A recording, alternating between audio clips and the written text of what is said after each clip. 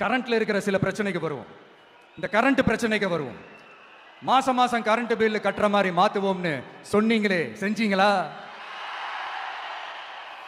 நிறைய வீடுகள்ல 100 யூனிட் தான் அந்த கரண்ட் செலவாகுது ஒரு மாசத்துக்கு. மாசம் மாசம் நீங்க அந்த பில்லு கொடுத்தீங்கன்னா அவங்களுக்கு அது ஃப்ரீ ஆயிடும். அவங்க அந்த காசை கட்ட தேவையே இல்லை. ஆனா 2 மாசத்துக்கு ஒரு வாட்டி அந்த பில்லு கொடுத்தீங்கன்னா, இப்போ சப்போஸ் அது 200 யூனிட்டுக்கு மேல போச்சுன்னா அது அவங்களுக்கு ஒரு மிகப்பெரிய சுமை தானே. இது எந்த கணக்கில் எடுத்துக்கிறது? ஒரு மாதிரி ஒரு மாடர்ன் கரப்ஷன் அப்படின்னு எடுத்துக்கலாமா? அடுத்து பஸ் வசதி. நிறைய கிராமங்களில் பஸ் வசதி இல்லைன்னு சொன்னா இந்த ஒட்டுமொத்த திமுக அரசும் கத்திக்கிட்டு வந்துருவாங்க. நாங்க பஸ் விடாத கிராமங்களே இல்லை அப்படின்னு சொல்லுவாங்க.